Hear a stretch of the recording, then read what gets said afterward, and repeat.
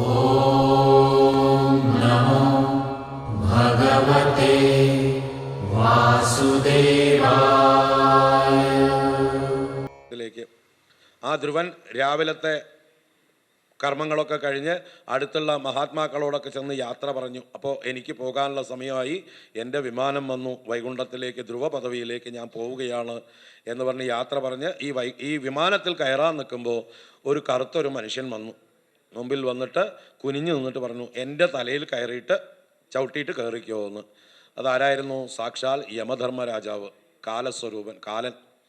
അപ്പോൾ ഇവിടെ ഈ ധ്രുവൻ കാലനെ പോലും ജയിച്ചു എന്നൊരർത്ഥം. മറ്റൊരർത്ഥത്തിൽ തൻ്റെ ഭൗതിക ശരീരത്തെ കാലന് വിട്ടുകൊടുത്തു.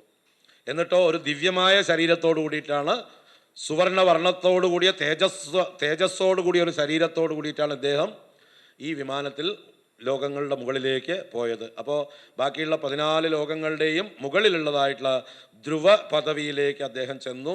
ആ ധ്രുവ നക്ഷത്രമായി ഇന്ന് കാണപ്പെടുന്നത് ആ ധ്രുവനാണ്, ധ്രുവൻ്റെ സ്ഥാനമാണ്. ആ ധ്രുവ നക്ഷത്രത്തെയാണ് ഈ ഗോളങ്ങളൊക്കെ കേന്ദ്രീകരിച്ച് ചുറ്റിക്കൊണ്ടിരിക്കുന്നത്. അതാണ് ലോകത്തിൻ്റെ മുഴുവൻ കേന്ദ്രം എന്ന് പറയുന്നു. ഈ ഭൂമിയുടെയും ലോകത്തിൻ്റെയൊക്കെ കേന്ദ്രം ആ ധ്രുവ നക്ഷത്രം. എന്താണ് ധ്രുവ നക്ഷത്രം കൊണ്ട് സൂചിപ്പിക്കുന്നത്? ഭഗവാന്റെ സ്ഥാനം. ഭഗവാനെ കേന്ദ്രീകരിച്ചുകൊണ്ടാണ് ഈ ലോകം മുഴുവൻ, അല്ലേ? ഭഗവാൻ പറയണു, ഞാൻ തന്നെ ഈ ലോകത്തെ കറക്കിക്കൊണ്ടേയിരിക്കണു. യന്ത്രാരൂഢാനി മായയാ എന്ന് പറയണ്ടേ? എന്താ ശ്ലോകം? 13-ാമത്തെ അധ്യായത്തിൽ ഈശ്വര സർവഭൂതാനാം ഹൃദ്ദേശേ അർജുന തിഷ്ഠതി ബ്രാഹ്മയൻ സർവഭൂതാനി യന്ത്രാരൂഢാനി മായയാ. ഈശ്വര സർവഭൂതാനാം ഹൃദ്ദേശേ അർജുന തിഷ്ഠതി. എല്ലാ ചരാചരങ്ങളുടെയും ഹൃദയദേശത്ത് ഈശ്വരൻ സ്ഥിതി ചെയ്യുന്നു. യന്ത്രത്തിൽ ഇരിക്കുന്ന പാവയെ പോലെ എല്ലാറ്റിനെയും കറക്കിക്കൊണ്ട്. അതിൻ്റെ ഒരു സമഷ്ടി രൂപമാണ്. വ്യഷ്ടിയിൽ നമ്മുടെ ഓരോരുത്തരുടെയും ഉള്ളിൽ ആത്മാവായിരുന്ന ഭഗവാൻ നമ്മളെ കറക്കിക്കൊണ്ടിരിക്കുന്നുവെങ്കിൽ, സമഷ്ടിയിൽ ഭഗവാൻ വൈകുണ്ഠത്തിലിരുന്നു കൊണ്ട് ഈ പ്രപഞ്ചത്തെ മുഴുവൻ കറക്കിക്കൊണ്ടു. സമഷ്ടിയുടെ ഹൃദയമാണ് വൈകുണ്ഠം. ആ ഹൃദയസ്ഥാനം തന്നെയാണ് ഇവിടെ ധ്രുവപദം. ആ ധ്രുവപദവിയിലേക്ക് ധ്രുവൻ ചെന്നു എന്ന് പറയുകയാണ്. അപ്പോൾ ഈ ധ്രുവൻ്റെ ചരിത്രത്തിലൂടെ രജോ ഗുണം കൊണ്ടുണ്ടായ ഭേദബുദ്ധിയുടേതായിട്ടുള്ള കഥയാണ് പറഞ്ഞത്. അവസാനം അത് ഭക്തി കൊണ്ടാണ് അദ്ദേഹം അതിനെ അടക്കി ശുദ്ധനായി തീർന്ന്, പരിശുദ്ധനായി തീർന്ന് ഭഗവത് പദത്തെ പ്രാപിച്ചത് എന്നുള്ള ആ കഥ പറയുകയാണ്. ഇത് ധ്രുവചരിതം. ഈ ധ്രുവൻ്റെ കാലശേഷം അദ്ദേഹത്തിൻ്റെ മകൻ വത്സലൻ രാജാവായി എന്നും, ആ വംശത്തിൽ പിന്നീട് അങ്കൻ എന്ന് പറഞ്ഞൊരു രാജാവ് ഉണ്ടായി എന്നും, ആ അങ്കന് പുത്രന്മാരുണ്ടായിരുന്നില്ല. അങ്കൻ സമർപ്പിക്കുന്ന യാഗഹവിസ്സുകളൊന്നും ദേവന്മാർ സ്വീകരിച്ചിരുന്നില്ല. അതിൽ ദുഃഖിതനായിട്ടുള്ള അദ്ദേഹം ഈ ഋത്തിക്കുകളോട് പറഞ്ഞ് പുത്രൻ ഉണ്ടാവാൻ വേണ്ടി ഒരു യാഗം ചെയ്യാൻ വേണ്ടി നിർബന്ധപൂർവം പ്രാർത്ഥിച്ചു. ആ പുത്രകാമേഷ്ടി പോലൊരു യാഗം ചെയ്തതിൽ നിന്ന് ഒരു പുത്രൻ ഉണ്ടായി വന്നു. ആ പുത്രനാണ് വേനൻ എന്ന് പറയുന്നതായിട്ടുള്ള പുത്രൻ. ആ വേനൻ എന്താ പറയുക, ചെറുപ്രായത്തിൽ തന്നെ മഹാദുഷ്ടനായിരുന്നു. ഈ അങ്കന് പുത്രൻ ഉണ്ടാവാൻ യോഗം ഉണ്ടായിരുന്നില്ല, നിർബന്ധമായിട്ട് ഉണ്ടാക്കിയ പുത്രനാണ്. അപ്പോൾ ആ കുട്ടിയിൽ നിന്ന് ദുഃഖം അനുഭവിക്കാനാണ് അങ്കൻ്റെ പ്രാരബ്ധം. അങ്ങനെ ആ കുട്ടി ചെറുതായിരിക്കുമ്പോൾ തന്നെ മറ്റു കൂട്ടുകാരെയൊക്കെ വിളിച്ചുകൊണ്ട് വന്ന് കളിക്കാൻ വിളിച്ചുകൊണ്ട് പോയിട്ട് കിണറ്റിലേക്കൊക്കെ കൊണ്ടുപോയി തള്ളിയിടുക. അതുപോലെ ചെറിയ ചെറിയ പ്രാണികളെ, ജീവികളെയൊക്കെ ഹിംസിക്കുക, എല്ലാവരെയും ഉപദ്രവിക്കുക, നുണ പറയുക, ആളുകളെ വഞ്ചിക്കുക, ഇങ്ങനെ പലതരത്തിലുള്ള കള്ളത്തരങ്ങളൊക്കെ കുട്ടിയായിരിക്കുമ്പോഴേ പ്രകടിപ്പിക്കുന്നു. ആ കുട്ടി വളർന്നു വരുന്തോറും വലിയൊരു കൊള്ളക്കാരനായി മാറുന്നു. അങ്ങനെ നാട്ടിലിരിക്കുന്ന ആളുകൾക്കൊന്നും ഇരിക്കപ്പുറതിയില്ലാതായി. കാരണം രാജാവിൻ്റെ മകനായതുകൊണ്ട് ഉപദ്രവിക്കാനും നിവൃത്തിയില്ല, അല്ലേ? VIP ആണ്. എങ്ങനെ ഉപദ്രവിക്കും? കേസെടുക്കാൻ പറ്റും, ആവലാതി പറയാൻ പറ്റും, ഒന്നും ചെയ്യാൻ പറ്റില്ല, അനുഭവിക്കുക തന്നെ. നമ്മുടെ ഈ നാട്ടിൽ പല VVIPകളുടെയും മക്കൾ നമുക്ക് പല ദുരന്തങ്ങളും തന്നുകൊണ്ടിരിക്കുന്നുണ്ടല്ലോ, അതുപോലെ. അപ്പോൾ ഈ വേനൻ്റെ ഇതുകൊണ്ട് പൊറുതിമുട്ടി ആവലാദികൾ വരാൻ തുടങ്ങി. ആരുടെ അടുത്ത്? അംഗരാജാവിൻ്റെ അടുത്ത്. അംഗരാജാവ് ഒരു ദിവസം രാത്രി ഉറങ്ങാൻ കിടന്നിട്ട് അദ്ദേഹത്തിന് ഉറക്കമേ വരുന്നില്ല. ഈ മകൻ്റെ ഈ സ്വഭാവ ഇതുകൊണ്ട് ആവലാദികൾ കേട്ട് അദ്ദേഹത്തിന് സ്വൈരം നഷ്ടപ്പെട്ടു. അദ്ദേഹം രാത്രിക്ക് രാത്രി ഭാര്യയോടുകൂടി പറയാതെ കൊട്ടാരം വിട്ട് കാട്ടിലേക്ക് പോയി. അദ്ദേഹത്തെ പലരും തെരഞ്ഞു പോയെങ്കിലും കിട്ടിയില്ല. അദ്ദേഹം കാട്ടിൽ ചെന്ന് എവിടെയോ അന്തർധാനം ചെയ്ത് എവിടെയോ ഇരുന്നുകൊണ്ട് ഭഗവാനെ ഭജിച്ചു. തൻ്റെ ഉള്ളിലുള്ള ദുഃഖത്തെയൊക്കെ ഭഗവാനെ ഭജിച്ച് തീർത്തു. അങ്ങനെ അദ്ദേഹം ജീവൻ മുക്തനായി ഭഗവാനെ പ്രാപിച്ചു എന്നുള്ള അങ്കൻ എന്ന മഹാത്മാവിൻ്റെ കഥ പറഞ്ഞു. അത് കഴിഞ്ഞ് വേനൻ എന്ന രാജാവ്, വേനൻ രാജാവ് പോകുമ്പോൾ, അംഗരാജാവ് പോകുമ്പോൾ യുവരാജാവും വേറൊരു രാജാവും ഒന്നും ഇല്ല. അപ്പോൾ അരാജകത്വം ആയി രാജ്യത്ത്. ഈ വേനനാണെങ്കിൽ കൊള്ളക്കാരനാണ്, അവനെ പിടിച്ച് എങ്ങനെയാ രാജാവാക്കുക എന്ന് എല്ലാവർക്കും ശങ്കയുമായി. കള്ളൻ്റെ കയ്യിൽ താക്കോൽ കൊടുക്കുന്ന പോലെ ആവില്ലേ. അപ്പോൾ ഇവനെ രാജാവാക്കാനും എല്ലാവർക്കും മടി. അവസാനം എല്ലാവരും കൂടി കുറച്ച് ഋഷിമുനിമാരെ ചെന്ന് സമീപിച്ചു, ബ്രാഹ്മണരെ ചെന്ന് സമീപിച്ചു. അവർ പറഞ്ഞു, ഇനിയിപ്പോൾ വേറൊരാളെ രാജാവായി തിരഞ്ഞെടുക്കുക എന്ന് പറഞ്ഞാൽ കലഹം വർദ്ധിക്കും. ഇവിടെ ഞാനാവാന്ന് പറഞ്ഞിട്ട് പറയുന്ന ഓരോരുത്തർക്കും ആഗ്രഹം ഉണ്ടാവും എന്നെ തിരഞ്ഞെടുത്തോന്ന്, അല്ലേ? ഇതാണ് ലോക സ്വഭാവം. അതുകൊണ്ട് നമുക്ക് ആ കലഹം ഒഴിവാക്കാൻ ഇപ്പോൾ മറ്റുള്ള കള്ളന്മാരും ഒക്കെ ഈ രാജ്യം ആക്രമിക്കാൻ തുടങ്ങി. രാജാവില്ലല്ലോ. അപ്പോൾ ആ കള്ളന്മാരെയൊക്കെ നിലയ്ക്ക് നിർത്താനും മറ്റ് ആഭ്യന്തര കലഹങ്ങളില്ലാതിരിക്കാനും ഇപ്പോൾ ഏറ്റവും നല്ലത് ഈ അങ്കൻ്റെ പുത്രനായ ഈ വേനനെ തന്നെ രാജാവാക്കുന്നതാണ്. അപ്പോൾ അനന്തരാവകാശി എന്നുള്ളൊരു സ്ഥാനം കൊണ്ടോ ജനങ്ങൾ ബഹുമാനിച്ചോളും. പിന്നെ മറ്റുള്ള കള്ളന്മാരുടെ എല്ലാ കള്ളത്തരും അറിയുന്ന പഠിച്ച കള്ളനായതുകൊണ്ട് ഈ കള്ളനെ പഠിച്ച് മറ്റു കള്ളന്മാരൊക്കെ എന്തായാലും നാട് വിട്ടു പൊക്കോളും. പിന്നെ ഇയാൾക്ക് രാജപദവി കിട്ടിയാൽ ഉത്തരവാദിത്വം കൊണ്ട് ചിലപ്പോൾ നല്ലവനായാലോ, അല്ലേ? അങ്ങനെയുണ്ടല്ലോ നമ്മുടെ ഇടയിലും ചില പ്രശ്നങ്ങളൊക്കെ. ചില കുട്ടികൾക്ക് മാനസിക രോഗമൊക്കെ വന്നാൽ ആരെങ്കിലുമൊക്കെ പറയും കല്യാണം കഴിച്ചാൽ നേരെയാവുന്നു. അങ്ങനെ വല്ല പാവപ്പെട്ട പെണ്ണുങ്ങളെ പിടിച്ചിട്ട്, പെൺകുട്ടികളെ പിടിച്ചിട്ട് അവർക്ക് പിടിച്ച് കെട്ടിക്കൊടുക്കും ഈ മാനസിക രോഗിയെ. ഇപ്പോൾ അവൻ്റെ മാത്രമേ പ്രശ്നം ഉണ്ടായിരുന്നുള്ളൂ. ഇപ്പോൾ ആ കുട്ടിക്കും, ഇനിയിപ്പോൾ ആ കുട്ടികൾക്ക് ജനിക്കുന്ന കുട്ടികൾക്കും എന്ന് പറഞ്ഞ പോലെ എല്ലാവർക്കും പ്രശ്നമാക്കാം. അപ്പോൾ കല്യാണം കഴിച്ചാൽ മാനസിക രോഗം മാറാൻ പോകുന്നുണ്ടോ? ഇതുപോലെയാണ് അപ്പോൾ ഈ വേനനെ പിടിച്ച് രാജാവാക്കാനായിട്ട് പറഞ്ഞത്. ഈ ബ്രാഹ്മണരൊക്കെ കൂടിയിട്ട് ഈ വേനനെ രാജാവാക്കി. രാജാവായതോടുകൂടിയിട്ടോ അധികാരം കിട്ടിയില്ലേ, അല്ലേ? അല്പന് ധനം കിട്ടിയാൽ അർദ്ധരാത്രിയും കുടപിടിക്കുന്നു പറഞ്ഞതുപോലെ ഇദ്ദേഹം പിന്നെ രാജാവായതോട് ചില പ്രഖ്യാപനങ്ങളൊക്കെ നടത്തി. എന്താണ്? ഇപ്പോൾ നിങ്ങൾക്കൊക്കെ അറിയാലോ, ഈ ഭൂമിയിലെ രാജാവ് എന്ന് പറഞ്ഞാൽ പ്രത്യക്ഷ വിഷ്ണുവാണ്. ഇനി നിങ്ങൾ എന്ത് പൂജ ചെയ്യണ്ടെങ്കിലും ഭൂമിയിലെ രാജാവായിട്ടുള്ള എനിക്ക് ചെയ്താൽ മതി. വിഷ്ണുവിന് വേണ്ടി യാഗയജ്ഞങ്ങളോ പൂജകളോ ഒന്നും നിങ്ങൾ ചെയ്യേണ്ട. ആ ദ്രവ്യങ്ങളൊക്കെ കൊണ്ടുവന്ന് ഇവിടെ കാഴ്ചയായിട്ട് സമർപ്പിച്ചാൽ മതി എന്നൊരു ആജ്ഞ പുറപ്പെടുവിച്ചു. അതോടുകൂടിയിട്ടോ ജനങ്ങളാരും ഒരു പൂജയും ചെയ്യാതായി. കാരണം വിഷ്ണുവിനല്ലേ ചെയ്യേണ്ടത്, അത് ഇവൻ തടസ്സപ്പെടുത്തിയിട്ടുണ്ട്, രാജാവ് പറഞ്ഞിട്ടുണ്ട്. അതുകൊണ്ട് ലംഘിക്കാനും പേടി. അതോട് ഭൂമിയിൽ ഒരു യാഗവും യജ്ഞവും ഒന്നും നടക്കാതെയായി. യാഗവും യജ്ഞവും ഒക്കെ നടക്കാതായാലോ ഭൂമിയിൽ മഴയൊക്കെ ഇല്ലാതാവും, അന്നമില്ലാതാവും, ദാരിദ്ര്യം വരും. അങ്ങനെ ആ ഭൂമിയിൽ ദാരിദ്ര്യവും കഷ്ടപ്പാടുകളുമായി. ഈ വേനനാകട്ടെ ആരുടെയെങ്കിലും എന്തെങ്കിലും കയ്യിൽ ഉണ്ടെങ്കിൽ അതൊക്കെ പിടിച്ചു പറിക്കാനും തുടങ്ങി തൻ്റെ ഭോഗത്തിന്. അങ്ങനെ എന്താ പറയുക, കൂനിന്മേൽ കുരു എന്ന് പറഞ്ഞതുപോലെ വറചട്ടിയിൽ നിന്ന് എരുതിയിലേക്ക് എന്ന് പറഞ്ഞ പോലെയായി അവിടുത്തെ രാജ്യം. അങ്ങനെ എല്ലാവരും കൂടി വീണ്ടും പഴയ ഋഷിമാരോട് ചെന്ന് പറഞ്ഞു, അയ്യോ നിങ്ങളുടെ വാക്ക് കേട്ടിട്ട് നമ്മൾ അദ്ദേഹത്തെ രാജാവാക്കി, ഇപ്പതാ അദ്ദേഹത്തെ കൊണ്ട് ഞങ്ങൾക്ക് ആർക്കും ഒരു സ്വൈരവും ഇല്ല, പൊറുതിമുട്ടിയിരിക്കണു, ഭഗവാനെ ആരാധിക്കാനും സമ്മതിക്കുന്നില്ല, എന്താ ചെയ്യുക എന്നായി. അപ്പോൾ ആ ഋഷിമുനിമാർ നമുക്കൊരു പണി ചെയ്യാം, ഭഗവാന് വേണ്ടി ഒരു യാഗം നടത്താം, മഴ പെയ്യട്ടെ, ഇവിടുത്തെ ദാരിദ്ര്യമൊക്കെ മാറട്ടെ എന്നിട്ട് ബ്രാഹ്മണർ അവർ വനത്തിൽ ഒരു യാഗം ആരംഭിച്ചു. ഈ യാഗം ആരംഭിച്ചതോടുകൂടിയിട്ടോ മുടക്കാനായിക്കൊണ്ട് ആര് വന്നു? രാജാവായിട്ടുള്ള വേനം വന്നു. നിങ്ങൾ എന്നെ ധിക്കരിക്കുകയാണല്ലേ, ഞാൻ പറഞ്ഞ കാര്യങ്ങൾ, ഞാൻ ഇവിടെ ഭൂമിയിൽ ദൈവമായിട്ടുള്ള ഞാനുള്ളപ്പോൾ നിങ്ങൾ എന്നെ അവമാനിച്ചുകൊണ്ട് എന്നെ ധിക്കരിച്ചുകൊണ്ട് വേറൊരാൾക്ക് പൂജ ചെയ്യുന്നുവോ എന്ന് ചോദിച്ച് ഇവരെ ശാസിക്കാൻ തുടങ്ങി. അപ്പോൾ ഇവർ മര്യാദയ്ക്ക് പറഞ്ഞു, ഭഗവാനെ ആരാധിച്ചില്ലെങ്കിൽ ഈ ഭൂമിയിൽ ദാരിദ്ര്യം ഉണ്ടാവും, മഴയൊന്നും ഉണ്ടാവില്ല, അതുകൊണ്ട് ആരാധിക്കേണ്ടതാണെന്നൊക്കെ പറഞ്ഞിട്ടും ഇയാൾ ധിക്കാരമായിട്ട് എന്നെ പഠിപ്പിക്കുന്നു നിങ്ങൾ എന്ന് പറഞ്ഞ് അങ്ങോട്ട് പഠിപ്പിക്കാൻ തുടങ്ങി. അതോടുകൂടി അവർക്ക് ദേഷ്യം വന്നു. അവരവരുടെ കോപ അഗ്നിയിൽ ഒരു ശലഭം പോലെ ഇവനെ കത്തിച്ച് കളഞ്ഞു. ഒരു ഈയാമ്പാറ്റ അഗ്നിയിൽ പെട്ടാൽ എങ്ങനെയാവും അതുപോലെ ഇവനെ ദഹിപ്പിച്ച് കളഞ്ഞു. ഹൂ എന്നൊരു ശബ്ദം എല്ലാവരും കൂടി ഉണ്ടാക്കി.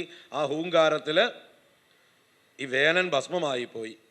ഇനിയിപ്പോൾ വേനൻ ഭസ്മമായി പോയി, പിന്നെയും അരാജകത്വം, പിന്നെയും കൊള്ളക്കാരും കൊള്ളരുതായ്മകളും വർദ്ധിച്ച് വന്നു. അപ്പോൾ ഈ ബ്രാഹ്മണരോട് വീണ്ടും പ്രജകൾ അഭ്യർത്ഥിച്ച പ്രകാരം ഈ ബ്രാഹ്മണന്മാരെന്ത് ചെയ്തു? ഇനിയിപ്പോൾ ആരെയാ രാജാവാക്കുക? അന്വേഷിച്ചപ്പോൾ ഈ വേനൻ്റെ ശരീരാവശിഷ്ടങ്ങൾ അമ്മ സൂക്ഷിച്ചു വെച്ചിട്ടുണ്ട്. സുനീതി എന്ന് പറയുന്ന അംഗരാജാവിൻ്റെ പത്നി സൂക്ഷിച്ചു വെച്ചിട്ടുണ്ട്. സുനീത എന്ന് പറയുന്നതായിട്ടുള്ള പത്നി. ആ എണ്ണത്തോണിയിലിട്ട് വെച്ചിരിക്കുന്ന ആ വേനൻ്റെ ശരീരത്തെ ഈ ബ്രാഹ്മണർ ചെന്ന് കടഞ്ഞു. ആദ്യം തുട മഥനം ചെയ്തപ്പോൾ അതിൽ നിന്ന് ഒരു കറുത്തിരുണ്ട ഒരു രൂപം വന്നു. അദ്ദേഹം ഒരു ഉയരം കുറഞ്ഞൊരു രൂപം. അദ്ദേഹം ഞാൻ എന്താ ചെയ്യേണ്ടത് ചോദിച്ചു. ഈ ഋഷിമുനിമാർ പറഞ്ഞു, നിഷീത അവിടെ ഇരിക്കുക അവിടെ എന്ന് പറഞ്ഞു. അദ്ദേഹത്തിൻ്റെ ആ പിന്തുടർച്ച ആൾക്കാരാണ് പിന്നീട് നിഷാദന്മാരായി തീർന്നത് എന്ന് പറഞ്ഞു. നിഷീത എന്ന് പറഞ്ഞ് ആ കറുത്തിരണ്ട ആളുകൾ നിഷാദന്മാരെന്ന് പറഞ്ഞാൽ വനവാസികളായി തീർന്നു, കാട്ടാളന്മാരായി തീർന്നു. അതെന്താ സംഭവം? ഈ വേനൻ്റെ ശരീരത്തിലെ പാപം മുഴുവൻ ആവഹിച്ചെടുത്തതാണ് ഈ രൂപം. അതുകൊണ്ട് പാപയോനിയാണ് ഈ കാട്ടുവാസികൾ, ഈ പ്രാകൃതന്മാർ, ശൂദ്ര സമാനന്മാരായിട്ടുള്ള ആളുകൾ, സംസ്കാരഹീനന്മാർ, അവർ ആ നിഷാദന്മാരായി തീർന്നു. വീണ്ടും വേനൻ്റെ കൈകളെ മഥനം ചെയ്തു ഈ ഋഷിമുനിമാർ. ആ സമയത്ത് വേനൻ്റെ കൈകളിൽ നിന്ന് ഒരു ദമ്പതികൾ വന്നു. ആരൊക്കെയാണ്? പൃഥു എന്ന് പറയുന്ന ഭഗവാൻ വിഷ്ണുവിൻ്റെ അംശാവതാരവും അർച്ചിസ് എന്ന് പറയുന്നതായിട്ടുള്ള മഹാലക്ഷ്മിയുടെ അംശവും, മഹാലക്ഷ്മിയുടെ അവതാരവും. അങ്ങനെ സാക്ഷാൽ വിഷ്ണുവും മഹാലക്ഷ്മിയും പൃഥു അർച്ചിസ് എന്ന ദമ്പതികളായിട്ട് വേനൻ്റെ ശരീരത്തിൽ നിന്ന് ആവിർഭവിച്ചു. ആ പൃഥു ജനിക്കുമ്പോഴേ യൗവനയുക്തനായിട്ടുള്ള ഒരു യുവരാജാവായിട്ടാണ് കാണപ്പെട്ടത്. ആ അർച്ചിസിനെ പൃഥുവിന് വിവാഹം കഴിച്ചു കൊടുത്ത് ഈ ബ്രാഹ്മണരെല്ലാം കൂടി പൃഥുവിനെ അഭിഷേകം ചെയ്തു, രാജാവാക്കി. ഈ പൃഥു ജനിച്ചപ്പോൾ തന്നെ ദേവന്മാരും സൂതമാഗത വന്ദികളും ഒക്കെ വന്ന് കീർത്തിക്കാൻ തുടങ്ങി. ഒന്നും ചെയ്തിട്ടില്ല, അതിനു മുമ്പ് തന്നെ അദ്ദേഹം എന്തൊക്കെയോ ചെയ്തതുപോലെ അദ്ദേഹത്തെ പ്രശംസിക്കാൻ തുടങ്ങി. സൂതമാഗത വന്ദികൾ എന്ന് പറഞ്ഞാൽ രാജാക്കന്മാരെ സ്തുതിക്കുന്ന സ്തുതിപാഠകന്മാരാണ്. അദ്ദേഹത്തെ രാവിലെ വന്ന് പള്ളി ഉണർത്താനും വിശേഷ സന്ദർഭങ്ങളിലൊക്കെ അദ്ദേഹത്തെ സ്തുതിക്കാനും ഒക്കെ ഉള്ളതായിട്ടുള്ള ആളുകളാണ്. അങ്ങനെയുള്ള സൂതമാഗത വന്ദികൾ പൃഥുവിനെ സ്തുതിച്ചപ്പോൾ പൃഥു പറഞ്ഞു, തടഞ്ഞു അവരെയൊക്കെ. അരുത്, ഞാനൊന്നും ചെയ്തിട്ടില്ല, ഇപ്പം തന്നെ എന്നെ സ്തുതിച്ചാൽ ഞാൻ അഹങ്കാരിയായി മാറും, അതുകൊണ്ട് എന്നെ സ്തുതിക്കേണ്ട ആവശ്യമില്ല, നിങ്ങളൊക്കെ പോകൂ എന്ന് പറഞ്ഞു. പക്ഷേ അവിടെ ഉണ്ടായിരുന്ന ബ്രാഹ്മണരൊക്കെ കൂടി ഈ സൂതമാഗത വന്ദികളോട് പറഞ്ഞു, നിങ്ങൾ സ്തുതിച്ചോളൂ, ഇദ്ദേഹം സ്തുത്യർഹനാണ്, സ്തുതിക്കാൻ യോഗ്യനായിട്ടുള്ള ആളാണ്, സ്തുതിച്ചോളൂ എന്ന് പറഞ്ഞു. അപ്പോൾ ഈ സൂതമാഗത വന്ദികൾ ഇദ്ദേഹത്തെ ഇനി ചെയ്യാൻ പോകുന്ന കാര്യങ്ങളെയൊക്കെ പറഞ്ഞുകൊണ്ട് സ്തുതിച്ചു. ഇദ്ദേഹം ഈ ഭൂമിയിലെ ഏറ്റവും പ്രശസ്തനായ, ഏറ്റവും ഉത്തമനായ രാജാവായി തീരും. ഇദ്ദേഹത്തിൻ്റെ ഭരണം എന്നും ലോകത്തിനൊരു മാതൃകയായിരിക്കും. ഇദ്ദേഹം അനേക അശ്വമേധ യാഗങ്ങളെ കൊണ്ട് ഈശ്വരനെ യജിക്കും. ഇദ്ദേഹം ജനങ്ങൾക്ക് ധർമ്മത്തെ ഉപദേശിക്കുന്നവനായിരിക്കും. ഇദ്ദേഹം ഭൂമിയിൽ നഷ്ടപ്പെട്ട സർവ്വ സൗഭാഗ്യങ്ങളെയും ഭൂമിയെ തന്നെ ഒരു കാമധേനുവാക്കി, പശുവാക്കി കറന്ന് എല്ലാവർക്കും വേണ്ടതൊക്കെ കൊടുക്കും. അങ്ങനെ രാജധർമ്മത്തെ ഈ ലോകത്തിൽ സ്ഥാപിക്കുന്ന ഒരു മഹാചക്രവർത്തിയായിരിക്കും ഇദ്ദേഹം എന്നൊക്കെ പറഞ്ഞ് അദ്ദേഹം ചെയ്യാൻ പോകുന്ന കാര്യത്തെ, ഇന്ദ്രൻ മഴ പെയ്യിക്കാതിരിക്കുമ്പോൾ ഈ ഭൂമിയിൽ വേണ്ടത്ര മഴയെല്ലാം പെയ്യുന്ന ആളായിരിക്കും, അങ്ങനെയുള്ള അദ്ദേഹത്തിൻ്റെ ചെയ്യാൻ പോകുന്ന കാര്യങ്ങളെയൊക്കെ സ്തുതിച്ചു. അങ്ങനെ അത് കഴിഞ്ഞ് അദ്ദേഹത്തെ അഭിഷേകം കഴിഞ്ഞു, രാജാവാക്കി. രാജാവായതോടുകൂടിയിട്ട് പ്രജകളൊക്കെ കൂടി രാജാവിൻ്റെ നേരെ തിരിഞ്ഞു, അല്ലേ? ഇപ്പോൾ ഭാരതത്തിലുള്ള എല്ലാ പ്രശ്നങ്ങൾക്കും ഉത്തരവാദി ആരാണ്? ഈ 67 68 വർഷമായിട്ട് ഈ രാജ്യത്തെ മുഴുവൻ കൊള്ളയടിച്ച അവർക്കൊരു ഉത്തരവാദിത്വം ഇല്ല. ഈ ഇന്നലെ മിനിഞ്ഞാന്നോ വന്ന് ഭരണാധികാരം ഏറ്റെടുത്ത ആളാണ് ഈ രാജ്യത്തെ എല്ലാ പ്രശ്നങ്ങൾക്കും ഉത്തരവാദി. അതുപോലെ പാവം നമ്മുടെ പൃഥുവിൻ്റെ നേരെ പ്രജകളൊക്കെ വയറ്റത്തടിച്ചുകൊണ്ട് ചെന്നു. ഞങ്ങൾക്ക് വിശക്കുന്നു, എന്തെങ്കിലും തരൂ, എന്തെങ്കിലും തരൂ എന്ന് പറഞ്ഞുകൊണ്ട്. അദ്ദേഹം നോക്കി, പ്രജകളൊക്കെ ഭക്ഷണം കഴിച്ചിട്ട് മാസങ്ങളോ വർഷങ്ങളോ ഒക്കെ ആയിരിക്കണു, വല്ലാത്ത ദാരിദ്ര്യം ബാധിച്ചിരിക്കണു ഭൂമിയിൽ. അദ്ദേഹം ഇങ്ങനെ തൻ്റെ യോഗദൃഷ്ടി കൊണ്ട് നോക്കിയതായുള്ള സമയത്ത് മനസ്സിലായി, ഭൂമി എല്ലാ ധനത്തിനെയും സസ്യലതാദികളെയും ഒക്കെ അതിൻ്റെ ഉള്ളിലേക്ക് കുഴിച്ചു മൂടിയിരിക്കുകയാണ്, ഒളിപ്പിച്ചു വെച്ചിരിക്കുകയാണ്. അദ്ദേഹത്തിന് ഭൂമിയോട് ദേഷ്യം പ്രകടമായി. അദ്ദേഹം എന്ത് ചെയ്തു? തൻ്റെ വില്ലെടുത്ത് കൊലച്ച് ഭൂമിയെ ആക്രമിക്കാനായിക്കൊണ്ട് പുറപ്പെട്ടു. അപ്പോഴേക്കും ഭൂമി എന്ത് ചെയ്തു? ഒരു രൂപത്തെ ധരിച്ചു. പശുവായി കഴിഞ്ഞാൽ ഗോവധം പാതകത്തിൽ ഒന്നാണ്. അതുകൊണ്ട് വധിക്കില്ല എന്നുള്ള ഉറപ്പുണ്ട്.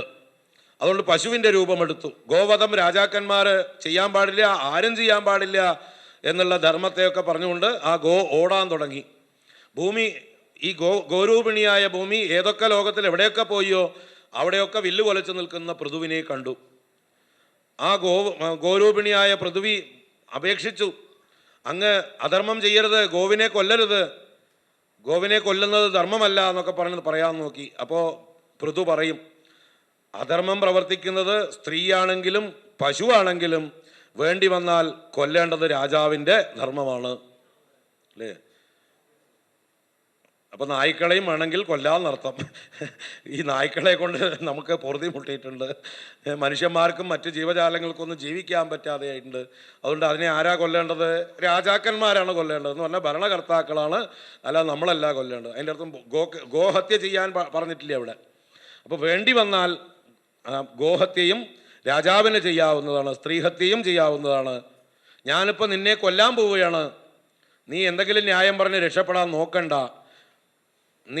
അപ്പോൾ എന്നെ കൊന്ന പ്രജകളെയൊക്കെ എവിടെ നിലനിർത്തും, അവർക്ക് എന്ത് ഭക്ഷണം കൊടുക്കും എന്നൊക്കെ ഭൂമി ചോദിക്കും. നിന്നെ കൊന്ന് നിന്റെ മേധസ് ഞാൻ ഭക്ഷണമാക്കിയിട്ട് കൊടുക്കും എല്ലാവർക്കും. എൻ്റെ യോഗശക്തി കൊണ്ട് ഞാനൊരു ലോകം സൃഷ്ടിക്കും, അവരെ ഈ പ്രജകളെ മുഴുവൻ ഞാൻ ആ ലോകത്തിൽ നിലനിർത്തും എന്നൊക്കെ പറഞ്ഞ് ഭീഷണിപ്പെടുത്തിയോടുവിട്ട് ഭൂമി അടങ്ങി. ഭൂമി വിധേയയായിട്ട് പ്രാർത്ഥിച്ചു, എന്നെ ഉപദ്രവിക്കരുത്, ഞാൻ എല്ലാം ചുരന്നു തരാം. ഞാൻ ഇത്രയും കാലം ഇവിടെ ഭൂമിയിൽ യാഗങ്ങളും യജ്ഞങ്ങളും നടത്താത്തത് കൊണ്ട്, ഞാനിവിടെ എന്തെങ്കിലും പുറത്തേക്ക് പ്രകാശിപ്പിക്കുന്നുണ്ടെങ്കിൽ, സസ്യലതാദികളൊക്കെ ഇവിടെ ഞാൻ വളർത്തുന്നുണ്ടെങ്കിൽ അതൊക്കെ യാഗയജ്ഞങ്ങൾക്ക് വേണ്ടിയിട്ടാണ്. അത് നടക്കാത്തത് കൊണ്ട്, വിഷ്ണു പത്നിയാണ് ഭൂമി, അല്ലേ? വിഷ്ണുവിന് കൊടുക്കേണ്ടത് കൊടുക്കാതിരുന്നപ്പോൾ പത്നിയായ ഭൂമി അതിനെയൊക്കെ തരാതെയായി.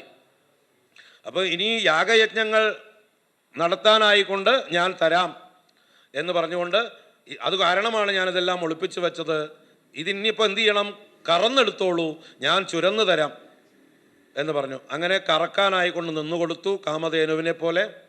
ഓരോരുത്തരും അവരവർക്ക് വേണ്ടത് അതിൽ നിന്ന് കറന്നെടുക്കാനായിക്കൊണ്ട് പറഞ്ഞു. അങ്ങനെ ഓരോ സമൂഹങ്ങളും മനുഷ്യന്മാരെ മുഴുവൻ പ്രതിനിധീകരിച്ചുകൊണ്ട് സ്വയംഭുവ മനു വന്നു.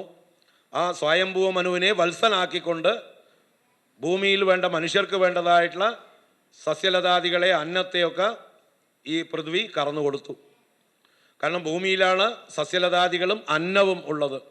ഈ അന്നമാണ് പിതൃക്കൾക്കും ദേവലോകത്തിലുള്ളവർക്കും കവ്യവും ഹവ്യവുമായിട്ട് നമ്മൾ എത്തിക്കേണ്ടത്. മനുഷ്യരുടെ ബാധ്യതയാണ് ആരെ പട്ടിണിക്കിടാതെ നോക്കേണ്ടത്. പിതൃലോകത്തുള്ളവർക്ക് കവ്യമായിട്ടും ദേവലോകത്തുള്ളവർക്ക് ഹവ്യമായിട്ടും കൊടുക്കേണ്ടത് ഭൂമിയിലുള്ള അന്നമാണ്. മനുഷ്യന്മാർ ഭക്ഷിക്കുമ്പോൾ അത് അന്നം, പിതൃക്കൾക്ക് കൊടുക്കുമ്പോൾ അത് കവ്യം, ദേവന്മാർക്ക് കൊടുക്കുമ്പോൾ ഹവ്യം. ഇത് ഭൂമിയിലാണ് ഇതിൻ്റെ പ്രൊഡക്ഷൻ, വേറെ എവിടെയും ഇത് ഉണ്ടാക്കുന്നില്ല. അപ്പോൾ അത് മനുഷ്യന്മാർക്ക് കൊടുത്തു. അത് കഴിഞ്ഞ് പിന്നെ ഓരോരുത്തരും വന്നു.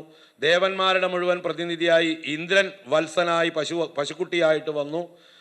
അവർക്ക് വേണ്ടത് എന്താ പറയുക, അമൃതായിരുന്നു, അമൃത് കൊടുത്തു. അസുരന്മാരുടെ മുഴുവൻ പ്രതിനിധിയായിട്ട് പ്രഹ്ലാദൻ വന്നു. ആ പ്രഹ്ലാദനെ ഇതാക്കിയിട്ട് ദേവന്മാർക്ക് വേണ്ടത് എന്താണ്, സുര, അവർക്ക് വേണ്ടത് അത് കൊടുത്തു.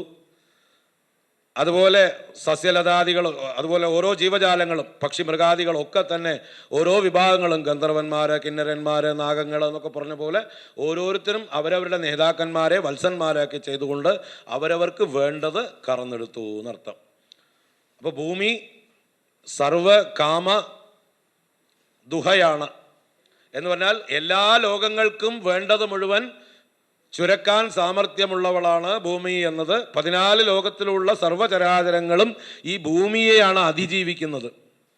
ഈ ഭൂമിയിലുള്ള ഭോഗം കൊണ്ടാണ് എല്ലാവരും കഴിച്ചു കൂട്ടുന്നത്. അപ്പോൾ ഈ ഭൂമി പോലെ കാമധേനുവായിട്ട് വേറൊരു ലോകവും ഇല്ല. ഈ ഭൂമിയുടെ മഹത്വമാണ് അതിലൂടെ കാണിക്കുന്നത്. ഇനി ഭൂമിയിൽ നിന്ന് നമ്മൾ എങ്ങനെ വേണം ഇതൊക്കെ എടുക്കാൻ? നമ്മൾ ഈ ഒരു സംസ്കാരത്തിലൂടെ വേണം എടുക്കാൻ. ഏതാ സംസ്കാരം? ദോഹന സംസ്കാരം. ദോഹന സംസ്കാരം എന്ന് പറഞ്ഞാൽ കറന്നെടുക്കുക, അറുത്ത് തിന്നുകയല്ല, അറുത്ത് മുറിക്കുകയല്ല. കറക്കണമെങ്കിൽ എന്ത് വേണം? ദിവസം വെറുതെ കറക്കാൻ പോയാൽ പശു പാല് തരുമോ? ചവിട്ട് തരും. അതിന് കൊടുക്കേണ്ടത് നേരത്ത് കൊടുക്കണം. നേരം കൊടുത്ത് അതിനെ പാലിച്ചാൽ, ശുശ്രൂഷിച്ചാൽ അത് നമുക്ക് വേണ്ടത് അമൃത് പോലെ ആ പാലിനെ തരും. ഇതുപോലെയാണ് ഈ ഭൂമിയിൽ നമ്മളുടെ കർമ്മങ്ങളെ കൊണ്ട് നമ്മൾ അങ്ങോട്ട് ഭൂമിയെ ആരാധിച്ചാൽ ഭൂമി നമുക്ക് വേണ്ടത് ഇങ്ങോട്ട് തരും. ഇങ്ങനെ എന്താ, നമുക്കു നാമേ പണിവതു നാഗം നരകവും അതുപോലെ. ഈ ഭൂമി തന്നെയാണ് സ്വർഗം, ഈ ഭൂമി തന്നെയാണ് നമ്മൾ നരകമാക്കുന്നത്. ഈ ഭൂമിയിൽ തന്നെയാണ് മനുഷ്യന്മാരും ദേവന്മാരും അസുരന്മാരും എന്ന് പറഞ്ഞ പോലെ എല്ലാവരും ജീവിക്കുന്നത്. ഓരോരുത്തരുടെ സ്വഭാവത്തിനനുസരിച്ച് ഓരോ പേരിട്ടിരിക്കണമെന്നേ ഉള്ളൂ. ഈ ഭൂമിയാണ് എല്ലാറ്റിൻ്റെയും പ്രഭവ കേന്ദ്രം. ആ ഭൂമിയെ ഇങ്ങനെ ആ പശു ആയിട്ട് കറന്നെടുത്തു. ആ പൃഥു എല്ലാവർക്കും വേണ്ടതൊക്കെ കൊടുത്തു, എല്ലാവർക്കും ഹാപ്പിയായി. ഇനിയിപ്പോൾ വിശപ്പ് മാറിയാൽ എന്താ വേണ്ടത്? വിശപ്പ് മാറിയ പാർപ്പിടം വേണം, വാസസ്ഥാനം വേണം. അപ്പോൾ ആദ്യത്തെ നീഡ് അതാണ് അല്ലേ?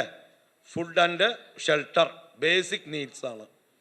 അപ്പോൾ ഷെൽട്ടർ ഇല്ല എന്ന് പറഞ്ഞു എല്ലാവരും കൂടിയിട്ട്. ഞങ്ങൾക്ക് താമസിക്കാൻ യോഗ്യമല്ല ഇപ്പോഴത്തെ ഭൂമി, ഒക്കെ നിമ്നോന്നതങ്ങൾ കൊണ്ട് മരുഭൂമി പോലെയൊക്കെ ആയിട്ട് പല ഭാഗവും കിടക്കണം. കുണ്ടും കുഴിയൊക്കെ കൂടുതൽ, ഒരു ഭാഗത്ത് ഒരേ കുഴി. അടുത്ത വീട്ടിലേക്ക് പോകണമെങ്കിൽ ഒരു ഹിമാലയം താണ്ടണം, അല്ലെങ്കിൽ ഒരു വലിയൊരു പാതാളം താണ്ടണം. അങ്ങനെ അടുത്തടുത്ത് കുഴികളും വലിയ പർവ്വതങ്ങളും ഒക്കെ ഉണ്ടായിരുന്നു. അപ്പോൾ അത് പൃഥുവിനോട് പറഞ്ഞപ്പോൾ പൃഥു ആണ് ആദ്യമായിട്ട് ഭൂമിയെ മനുഷ്യവാസ യോഗ്യമാക്കി സമതലങ്ങൾ ഉണ്ടാക്കുന്നത്. അദ്ദേഹത്തിൻ്റെ വില്ലിൻ്റെ അറ്റം കൊണ്ട്, ധനുഷ്കോടി കൊണ്ട് പർവ്വതങ്ങളെ അടിച്ച് ഭൂമിയിലെ കുഴിയിലേക്കൊക്കെ നികത്തി. ആദ്യത്തെ ബുൾഡോസർ പൃഥുവിൻ്റെ വില്ലിൻ്റെ അറ്റമാണ്. അതുകൊണ്ട് അദ്ദേഹം എല്ലാ ഭൂമിയെയും സമതലമാക്കി മനുഷ്യർക്ക് വാസയോഗ്യമാക്കി. ഗ്രാമങ്ങൾ, പുരങ്ങൾ, ജനപദങ്ങൾ, വ്രജങ്ങൾ, ആഖരങ്ങൾ എന്നൊക്കെ പറയാം, ഖനികൾ, അങ്ങനെയുള്ളതായിട്ട് വ്യത്യസ്തങ്ങളായ ജനവാസ സ്ഥാനങ്ങളൊക്കെ അദ്ദേഹം ഉണ്ടാക്കി കൊടുത്തു. കൃഷി ചെയ്യാനുള്ള സൗകര്യങ്ങളൊക്കെ ചെയ്തു കൊടുത്തു. അങ്ങനെ ആദ്യത്തെ ഭൂപരിഷ്കരണം നടത്തിയ ആളാരാണ്? ഈ പൃഥു ചക്രവർത്തി. അതിനുശേഷമാണ് ഈ ഭൂമിയെ പൃഥു തൻ്റെ മകളെ പോലെ രക്ഷിച്ചത്. അതുകൊണ്ടാണ് ഈ ഭൂമിക്ക് എന്ത് പേര്? പൃഥ്വി എന്ന് പേര്. പൃഥുവിൻ്റെ മകളായതുകൊണ്ട് പൃഥ്വി. പൃഥുവിനാൽ രക്ഷിക്കപ്പെട്ടതുകൊണ്ട്, പൃഥുവിനാൽ പാലിക്കപ്പെട്ടവളായതുകൊണ്ട് പൃഥ്വി. അപ്പോൾ നമ്മൾ ഈ ഭൂമി പൃഥ്വി എന്ന് കേൾക്കുമ്പോൾ തന്നെ ആരെ ഓർക്കണം? ആ പൃഥുവിനെ ഓർക്കണം. ആ ഭഗവാന്റെ അവതാരമായിട്ടുള്ള ഏറ്റവും നല്ലൊരു ഭരണാധികാരിയായിരുന്ന ആ പൃഥുവിനെ ഓർക്കണം. ആ പൃഥുവിൻ്റെ ഭരണം പിന്നീട് വർണ്ണിക്കുന്നുണ്ട്. എത്ര മനോഹരമായിട്ടാണ് അദ്ദേഹം രാജ്യഭരണം നടത്തുന്നത് എന്ന്. എല്ലാ രാജാക്കന്മാർക്കും ഒരു ഉത്തമമായിട്ടുള്ള മാതൃകയായിരുന്നു. അദ്ദേഹത്തിൻ്റെ ഭരണത്തിൽ ഒരിടത്തും ഒരു ദുഃഖവും ഉണ്ടായിരുന്നില്ല. അത് കഴിഞ്ഞ് അദ്ദേഹം എന്തായി? എല്ലാവരെയും സ്വസ്ഥരാക്കിയ ശേഷം അടുത്ത പണി ആരംഭിച്ചു. എന്താ അടുത്ത പണി? സ്വകർമ്മണ തം അഭ്യർച്ച്യ സിദ്ധിം വിന്ദതി മാനവ. ഭക്ഷണവും താമസവും ആയിക്കഴിഞ്ഞാൽ, ബേസിക്കായിട്ടുള്ള ആവശ്യങ്ങൾ കഴിഞ്ഞ് നമ്മൾ സെക്യൂർഡ് ആയിക്കഴിഞ്ഞാൽ പിന്നെ ചെയ്യേണ്ടത് ഈശ്വര ഭജനം, ഈശ്വര സേവ. അത് ഓരോരുത്തരും അവരവരുടെ അവസ്ഥയ്ക്കനുസരിച്ച് വേണം ഈശ്വര പൂജ ചെയ്യാൻ. എല്ലാവരും ഒരുപോലെ ചെയ്യാൻ പറഞ്ഞിട്ടില്ല. ഒരു ബ്രാഹ്മണൻ ചെയ്യുന്നത് പോലെ ചെയ്യണമെന്നില്ല. ക്ഷത്രിയൻ ചെയ്യുന്നത് പോലെ വേണ്ട, വൈശ്യൻ ചെയ്യുന്ന പോലെ വേണ്ട, ശൂദ്രന്. ഒരു കൃഷിക്കാരൻ ചെയ്യുന്ന പോലെയല്ല ഡോക്ടർ ചെയ്യേണ്ടത് പോലെയല്ല ഒരു അധ്യാപകൻ ചെയ്യേണ്ടത്, അതുപോലെയല്ല ഒരു പുരോഹിതൻ ചെയ്യേണ്ടത്. ഓരോരുത്തർക്കും അവരവരുടെ പ്രൈം ഡ്യൂട്ടി അനുസരിച്ച് അവരുടെ സമയത്തെയും അവരുടെ ദ്രവ്യങ്ങളുടെ അവൈലബിലിറ്റിയും അവരുടെ സംസ്കാരത്തെയും ഒക്കെ അനുസരിച്ച് അവരവരുടെ ഈശ്വര പൂജയെ നിശ്ചയിക്കാം. അപ്പോൾ രാജാവ് എങ്ങനെ പൂജിക്കണം? രാജാവ് നമ്മൾ പൂജിക്കുന്ന പോലെ നിസ്സാരമായിട്ടുള്ള കാര്യത്തിൽ പൂജിച്ചാൽ പോരാ. രാജാക്കന്മാരുടെ ഈശ്വര പൂജ ഏറ്റവും ശ്രേഷ്ഠമാകുന്നത് അശ്വമേധയാഗം നടത്തുമ്പോഴാണ്. അപ്പോൾ അദ്ദേഹം തൻ്റെ കഴിവിനനുസരിച്ചിട്ടുള്ള ഈശ്വര പൂജ ചെയ്യാൻ തീരുമാനിച്ചു. അതാണ് അദ്ദേഹം അശ്വമേധയാഗങ്ങൾ നടത്തുന്നു. പൃഥു എണ്ണിയതൊന്നുമില്ല. പൃഥു ഇങ്ങനെ നിരന്തരം, കാരണം രാജ്യത്ത് വേറെ പ്രശ്നമൊന്നുമില്ല, സമൃദ്ധമായിരുന്നു. അതുകൊണ്ട് തന്നെ അദ്ദേഹത്തിന് എന്ത് ചെയ്യാൻ സമയം ധാരാളം ഉണ്ടായി. അശ്വമേധയാഗം നിരന്തരം ചെയ്യാൻ പറ്റി. അങ്ങനെ 99 അശ്വമേധം കഴിഞ്ഞ് 100ാമത്തെ അശ്വമേധയും ആരംഭിച്ചു. പൃഥു എഴുതി വെച്ചിട്ടില്ല, എണ്ണി വെച്ചിട്ടില്ല. അതുകൊണ്ട് അദ്ദേഹം അതിനെക്കുറിച്ച് ചിന്തിച്ചില്ല. 100ാമത്തെ അശ്വമേധയാഗം ആരംഭിച്ചപ്പോൾ ഒരാൾ നോക്കിയിരിപ്പുണ്ട്. ആരാണ്? ഇന്ദ്രൻ. ഇന്ദ്രൻ്റെ പേര് തന്നെ ശതക്രതു എന്നാണ്. ശതക്രതു എന്ന് പറഞ്ഞാൽ 100 യാഗം ചെയ്തവൻ, അശ്വമേധയാഗം ചെയ്തവൻ. 100 അശ്വമേധയാഗം ചെയ്താൽ ഒരാൾ ഇന്ദ്രൻ്റെ പോസ്റ്റിലേക്ക് അപ്പോയിന്റ് ചെയ്യപ്പെടാനുള്ള ക്വാളിഫൈഡ് ആയി. അപ്പോൾ ഒരു കോമ്പറ്റീറ്റർ ആവുകയാണ് ഇവിടെ. ആര്? ഭൂമിയിലുള്ള രാജാവായ പൃഥു. അപ്പോൾ ഇതുവരയ്ക്ക് താൻ മാത്രമേ ഉണ്ടായിരുന്നുള്ളൂ. ഇനിയിപ്പോൾ ഈ പൃഥു 100 അശ്വമേധം ചെയ്താൽ ചിലപ്പോൾ തൻ്റെ ഭാഗത്ത് എന്തെങ്കിലും ഒരു കുറവ് വന്നാൽ ഭഗവാൻ തന്നെ ഡിസ്മിസ് ചെയ്തിട്ട് പൃഥുവിനെ അപ്പോയിൻ്റ് ചെയ്യും. ആ പേടി ഇന്ദ്രനുണ്ടായി. ഇന്ദ്രൻ 100ാമത്തെ അശ്വമേധയാഗത്തിൽ അശ്വത്തെ അഴിച്ചുവിട്ട സമയത്ത് ആ അശ്വത്തെ അപഹരിച്ചു കൊണ്ടുപോണു. അപ്പോൾ പൃഥു ദീക്ഷ ഭരിച്ചിരിക്കുന്നതുകൊണ്ട് പൃഥുവിൻ്റെ പുത്രൻ ഈ അശ്വത്തെ വീണ്ടെടുക്കാനായി കൊണ്ടുപോണു.